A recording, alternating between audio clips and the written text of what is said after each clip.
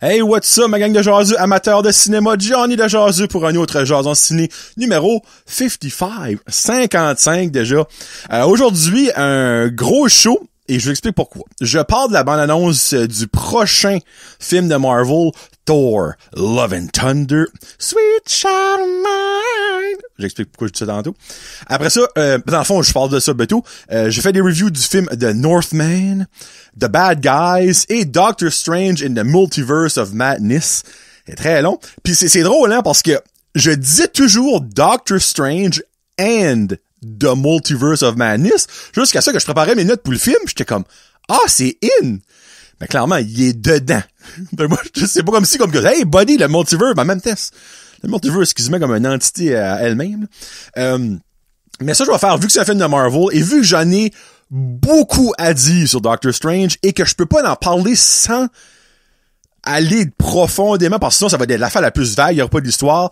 Je vais parler de The Northman, de Bad Guy, de la bande-annonce, et je finis full spoilers avec ma review de Doctor Strange in the Multiverse of Madness. Dans le fond, vous pouvez tout écouter le show jusqu'à Doctor Strange. Si vous l'avez vu, continuez d'écouter. Si vous l'avez pas vu et vous voulez avoir des spoilers, écoutez-les. Si vous l'avez pas encore vu et vous voulez pas avoir de spoilers, vous arrêterez le show là. That's it, that's all. Donc, première review, The Northman, avec Alexander Skarsgård, Nicole Kidman, Ethan Hawke, il y a aussi là-dedans Emma Joy Taylor, puis il est sur l'affiche, mais William Dafoe. En tout cas, hein, on va dire comme là, il est sur l'affiche, puis that's about it. Là. Mais il est dans le film, là, okay, il est dans le film, là, mais le film est... En tout cas, je donne un décevant 2 jaseux sur 5. Je dis décevant pour plusieurs raisons. Tu t'attends qu'avec un casting quand même de star, que ce soit bon. Mais William Dafoe, on le voit, je crois, 2 scènes. Okay, il y a une scène qui est plus longue que l'autre, là, mais 2 scènes. Ethan Hawke, on le voit vraiment pas longtemps. Tu vois Alexander Skarsgård assez souvent, Emma Joy Taylor assez souvent. Tu sais, Emma Joy Taylor, Emma Taylor Joy. Le French, je veux pas fucker son nom, mais il me semble que c'est Emma Joy Taylor. Oh shoot, non, c'est Anya, excusez, je pense que c'était Emma. Anya Taylor-Joy. Ok, bon, excusez, pardon, je me trompé. So basically, la première affaire je peux vous dire, c'est que si vous avez vu la prévue du film, moi, ça qui m'a excité, parce que je vous avais mis ça comme un trailer à la fin d'un des jasons ciné un bout de passé, vous allez être, je m'excuse, oreille sensible à Sony, vous allez être crissement déçus. Parce qu'il vend donc quelque chose qui n'est pas ça. C'est comme si que tu vas à un magasin de salade, publicité des belles salades avec des morceaux de poulet, des œufs, un petit peu de bacon. T'arrives là, c'est une soupe. Laissez-moi vous dire qu'à niveau déception, c'est décevant, c'est un crise de temps. Mais The Northman, c'est exactement ça que c'est.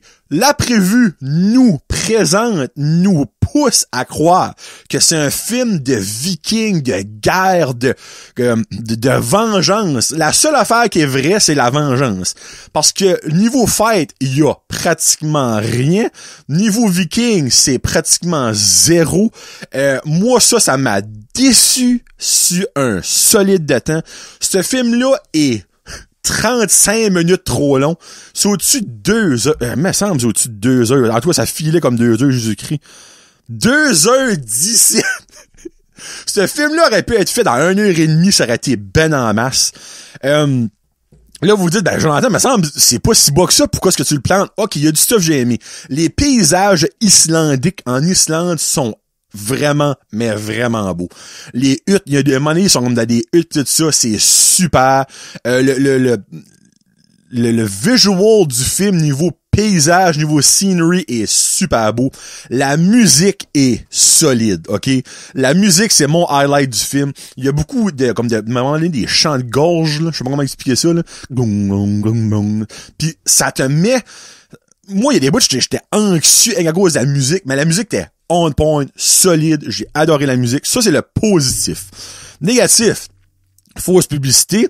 Les scènes coupaient terriblement sec.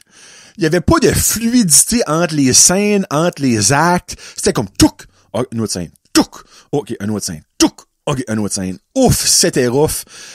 2 fois, il y a un rituel, comme il y a une scène qui se passe, ça coupe à 2 hommes tout nus, remplis de sang, en train de faire un rituel. T'es comme, wow, minute, là. Attends, wow, seconde, là. On est en train de se baigner 2 secondes passées. Là, on est flambant nu, plein de sang, en train de danser autour d'un feu. Qu'est-ce qui se passe là? 2 fois, il y a des rituels tout nus que je suis comme, pourquoi qu'ils sont tout nus? Numéro 1. Il y a un rituel au début du film.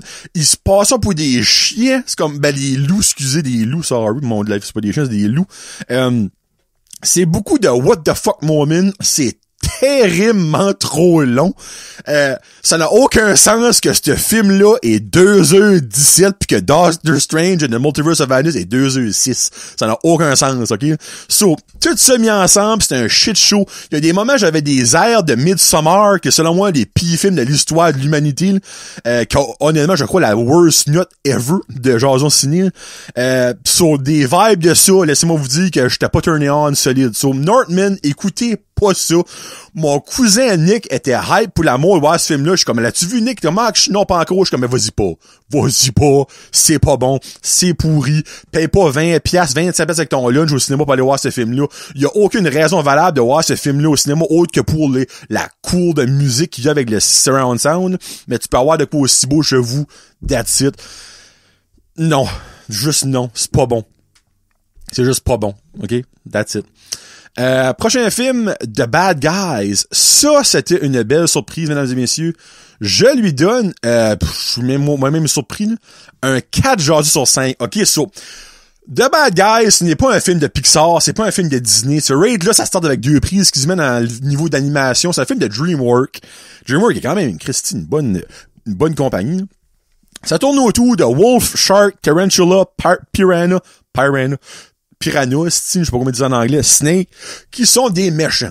Pourquoi ils sont des méchants? Tu sais, le grand méchant loup. Tout le monde a peur des araignées. Le monde a peur, des requins.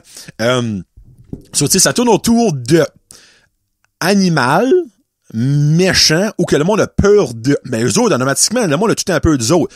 Ça fait qu'ils viront moindrement méchants. Ça tourne autour des autres qui voulons aller dans là, je vais faire me tromper, dans le Golden Dolphin Gala pour voler le Golden Dolphin qui vaut beaucoup, beaucoup d'argent. Mais ils rencontreront là-dedans un guinea pig qui essaie de les changer à devenir les good guys.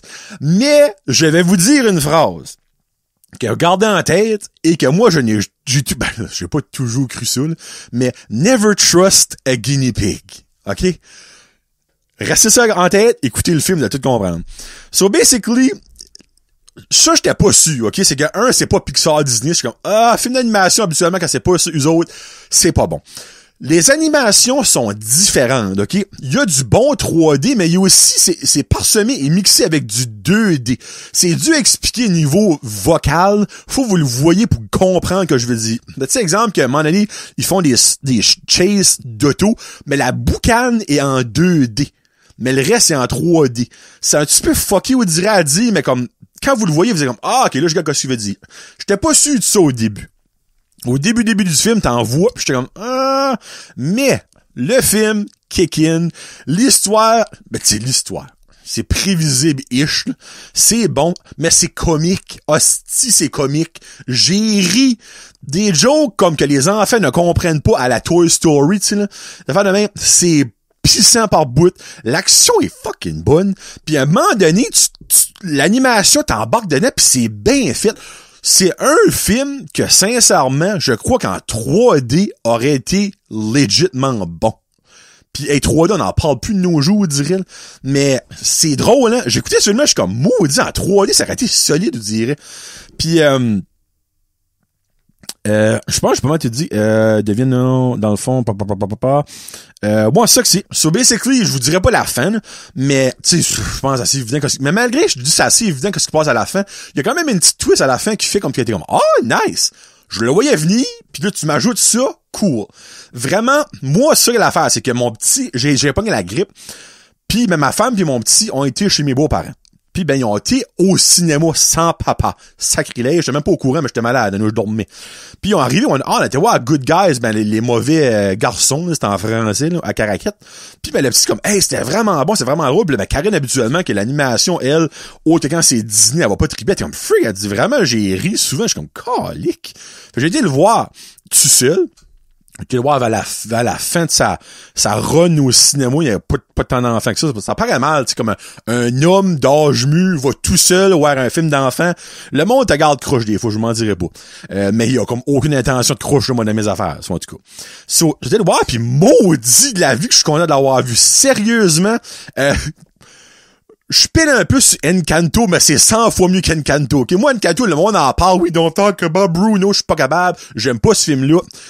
Turning Red, t'es 100 fois mieux qu'Encanto dans mon livre. Moi, ça, c'est 100 fois mieux qu'Encanto.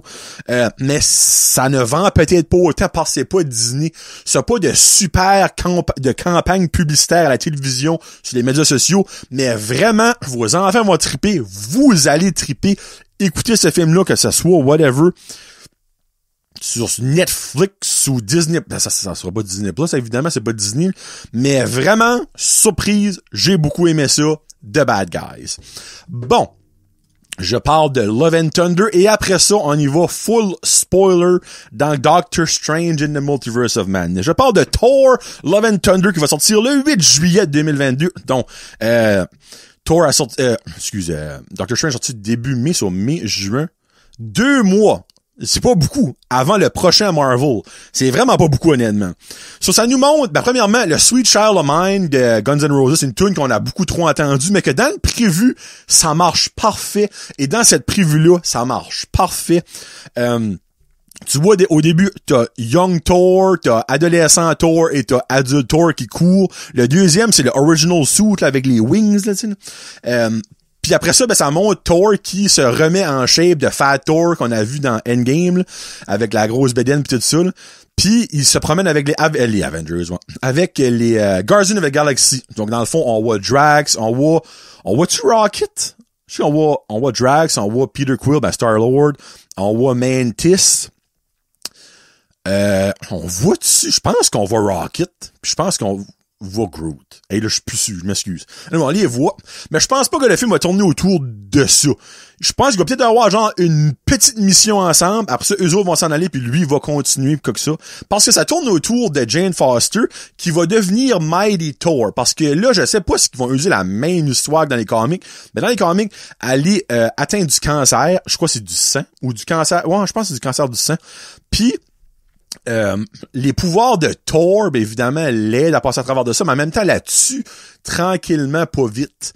Puis elle devient Mighty Thor. À la fin, on la voit comme elle ramasse le Thor Hammer. Puis ben, elle a des cristis de muscles. Là. Elle est ready for the fight, comme on dit. Thor Ragnarok était très solide comme film.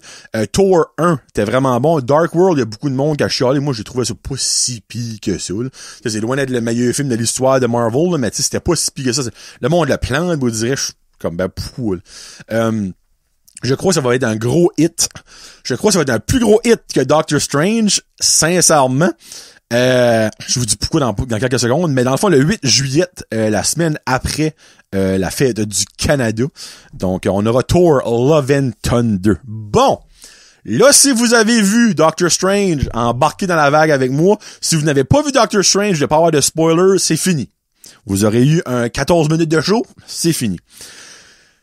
Spoiler, 100% spoiler pour ce film-là. Doctor Strange in the Multiverse of Madness. Prêt? Dernière fois, spoiler. 3, 2, 1. Sentez-vous ça sent un spoiler. Bon, on y va.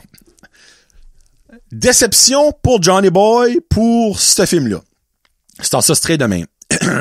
Mais, ok, il y a beaucoup de mais, il y a beaucoup d'explications, je vais en parler beaucoup, ok, ça fait que clairement, si vous l'avez pas vu, vous allez peut-être pas connaître le film à 100%, vraiment pas, mais parce que, en tout cas, j'ai sorti du film, je lui donnais un 3 genre sur 5 tout de suite. Mais, je vous ai déjà dit ça souvent, quand je sors d'un film, je suis toujours à fleur de peau, trop excité, trop déçu, ça fait que j'ai laissé ça mijoter. Le lendemain, je suis comme, bon, qu'est-ce que je donne? Qu'est-ce que j'ai aimé dans le film? que j'ai pas aimé dans le film. Je suis venu à la conclusion que pour moi, pour mon opinion personnelle, pour Johnny le jaseux, par Jonathan Roy, ce film-là méritait un 3.5 jaseux. Oups, peut-être. 3.5 jaseux sur 5. C'est décevant pour un film de Marvel, je vous mentirais pas. Un film que j'attendais énormément. Et puis, ok, là, ça va aller all over the place. Je vais aller que j'ai aimé, pour commencer. C'est correct, ça? Ok. J'ai aimé, au début, on rencontre America Chavez / Miss America / Marvel a eu un petit moment qu'avions plus d'idées, tu sais. Captain Marvel, Captain America, Miss Marvel, Miss America, puis je suis je pense qu'il y a Mr. Marvel, me semble là-dedans aussi, en tout cas. On sentait à niveau originalité à Marvel, ils ont eu un petit moment de faiblesse, hein. Il y a un moment que America Chavez, dans le fond, Miss America, apporte Doctor Strange dans les multiverses. Ça, c'est un des moments que j'ai adoré. On skip de multiverse à multiverse dans l'espace d'une minute. On voit un multiverse avec des dinosaures. On voit un multiverse super futuristique. On voit un multiverse de cartoon. On voit un multiverse de peinture qui est comme, c'était mind-blowing là-dedans. Puis après, on tombe dans le multiverse où ce qu'il y a atterrisson, whatever, qui est l'univers 853, 863, whatever, quelque chose de même. Ça, j'ai vraiment trippé sur ce moment-là. Le moment que j'ai trippé vers la fin, il y a une fête entre Doctor Strange puis le Doctor Strange d'un autre univers, lui avec 3 yeux, là. Une fête musicale. Ça sonne fucking ridicule là, mais ça sonne, c'est comme, ils se battent avec des notes de musique, mais à niveau magique, magie, là. Ils n'ont pas des literal notes de musique puis ils se font avec, là. Mais ça fait une symphonie, whatever. C'est vraiment un solide de moment fort dans le film. J'ai capoté sur ce bout-là. Intense. Juste ça, qui m'a donné un 0.5 d'extra. Il y a aussi les Illuminati que j'ai bien aimé. Illuminati qui était Black Bolt de Inhuman. Il y avait Captain Marvel qui était Monica Rambeau. Je pense que c'est pour Letitia Lynch qui fait ça. En tout cas, elle qui était dans là, je mélange les Marvel. Elle qui était dans Captain Marvel. C'est ça, oui. La maman de Monica Rambeau. Après ça, il y avait Mordo qui était dans Doctor Strange 1.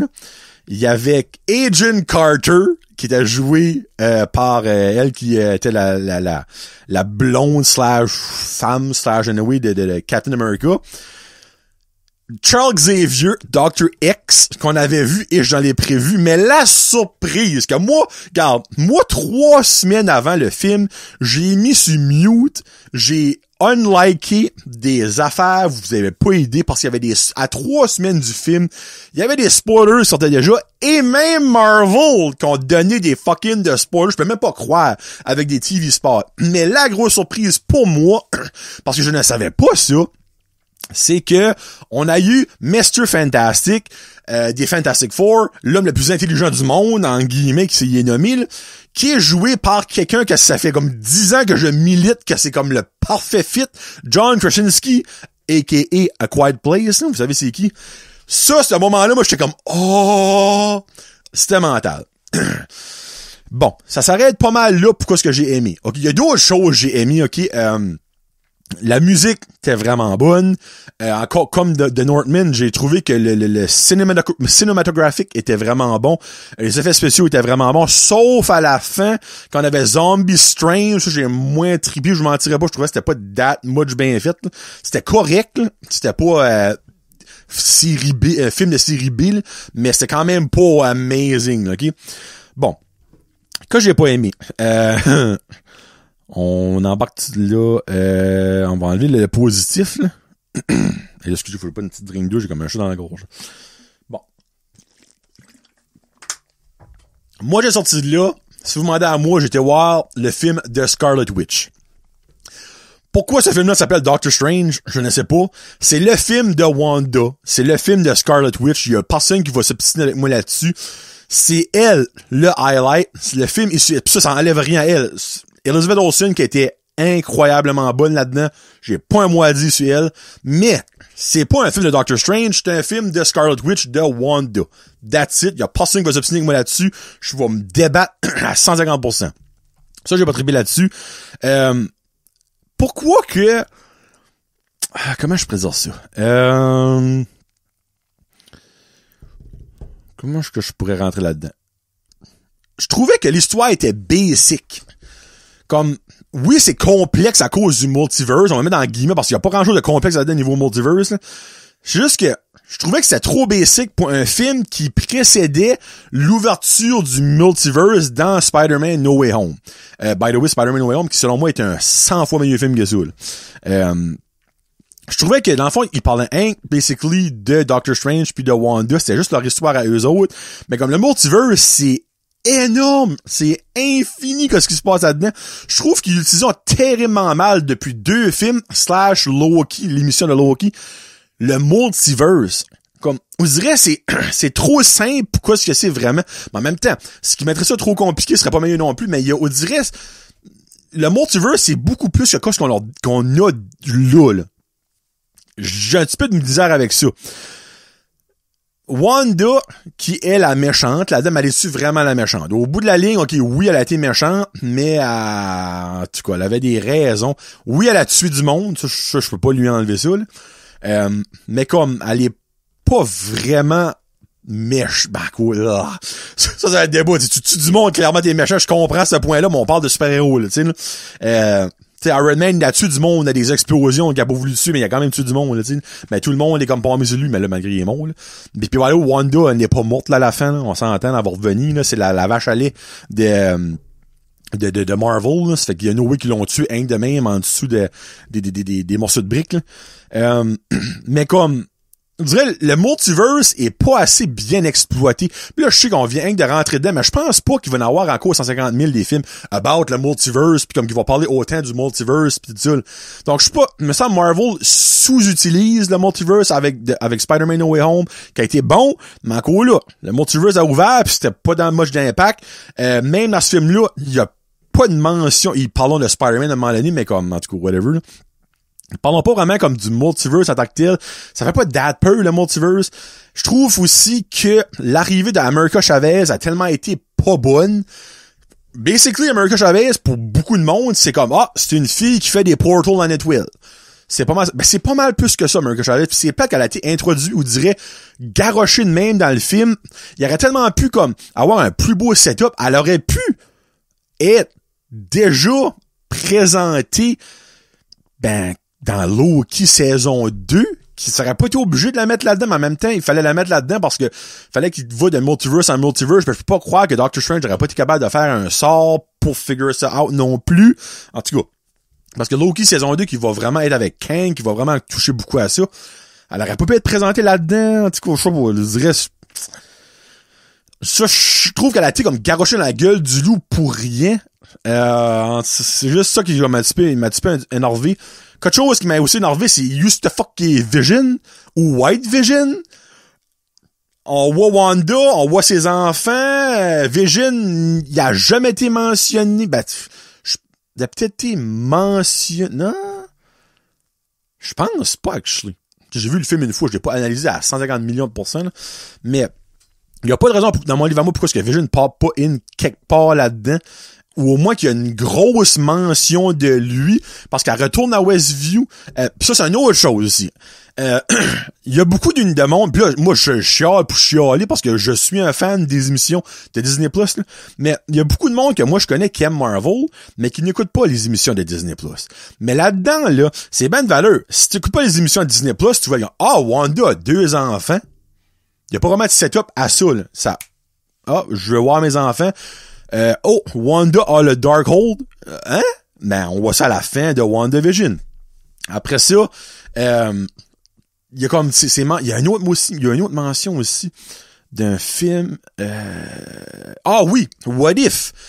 Une des Illuminati qui est Agent Carter, elle sort de What If. Mais il y a beaucoup de monde qui va comme, qu'est-ce que c'est ça? Captain America est rendu une femme? Mais je la connais, me semble, elle, mais comme c'est une femme que je connaissais d'avant, mais qui est crissement plus bouffe. On dirait, je trouve que comme, là, Marvel est comme genre, hey, c'est sorti, vous le savez, ça. Mais on dirait, réalisons-tu qu'il y a beaucoup de monde qui n'écoute pas les émissions de Disney+, que pour eux, c'est comme, ok, what? Mais pourquoi est-ce que Wanda est rendue méchante? Mais, une minute, là. Elle a des enfants? Avec qui? Pourquoi est-ce que Captain America est rendu... Moi, je peux imaginer dans des certains cinémas que le monde, comme, arrête de fucking écarter mes têtes. Il y a ça aussi que je trouve un petit peu comme...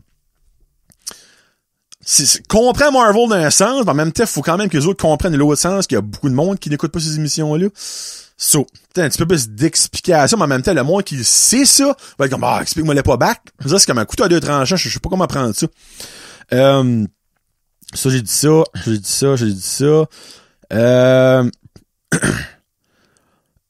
Ça, Vision, j'ai parlé de la Basic, j'ai parlé d'America Chavez, que by the way, America Chavez, j'ai vraiment aimé. J'ai pas vraiment aimé comment est-ce qu'elle a été emportée. Au début du film, j'ai vraiment aimé la fight avec, là, c'est Shumagorad, là, je pense que là-dedans, c'était Gargantos, là. Malgré qu'ils ont jamais nommé le nom, je peux bien penser à ça, là. L'espèce de genre de bébite avec des tentacules, là. Ça, j'ai vraiment trouvé que c'était bien fait. Sous-utilisation de Wong, qui est le Sorcerer Supreme encore à ce jour, FYI. On dirait c'était comme, il arrive avec Wanda, il se fait crisser en bas de la butte, il reste là pour un bon bout, puis vous direz avec Strange, je sais pas si sous-utilisation, il aurait way plus l'utiliser. Les Illuminati qui gardent, c'est comme des most powerful, comme Dr. Xavier, Professor X. Il y a pas de raison qu'il se fait tuer aussi facilement par Wanda. C'est un des plus powerful mutants de l'histoire. Okay, je comprends que Scarlet Witch, elle est aussi incroyable, mais comme, en arrière, casser le cou, vraiment, comme, j'ai trouvé que les Illuminati sont trop comme, tu fais tuer comme, c'est comme si que Sidney Crosby s'en va jouer une game avec des jeunes Pee-wee. On s'entend-tu qu'il va en compter des buts? On dirait que c'est pas la même ligue. Ben, tabarnak! On parle de Mr. Fantastic, on parle de Agent Carter, on parle de Professor X, on parle de Black Bolt, comme on parle de freaking de Kingpin, on parle de Captain Marvel. C'est des freaking de Kingpin qui se fait juste pousser du revers de la main, toi t'es mort, toi je te blow la brain, toi je te transforme en spaghetti, toi je te slice en deux, toi je t'écrase avec une statue, Professor X, toi je te casse le cou. What the fuck? Comme, il y a eu aucun struggle, aucune fight. Déception, man, tellement. Puis Mordo, il a resté dans un trou. Aucun follow-up là-dessus. Il est là. Je suis le seul qui trouve ça un petit peu comique, voilà, qu'il y a eu comme aucun suivi. Toi, t'es dans le trench, pis reste là, mon chum. Es-tu mort? Es-tu en vie? As-tu t'es rescapé? As-tu crevé de faim, là? Encore là, c'est un magicien. Jamais je croirais, il peut pas sortir de là, mais oui. Je trouve ça un petit peu drôle. Pis c'est pas mal ça que c'est. Il y a beaucoup de mauvais, mais comme, il y avait quand même beaucoup de bons. Je peux pas donner un 4 à ce film-là. Je peux pas réalistiquement donner un 4 à ce film-là. Il y a beaucoup de monde au début qui parlait comme, oh, c'est un film d'horreur, ça aurait dû être rated 18 ans et plus. Hey, ciboire. On est rendu une terrible société de mauviettes que ça mérite d'être 18 ans et plus. Désespoir. Qu'est-ce que Deadpool va d'être, là? Deadpool va d'être, 47 ans et plus minimum. Comme, un jeune adulte ne peut pas voir ça.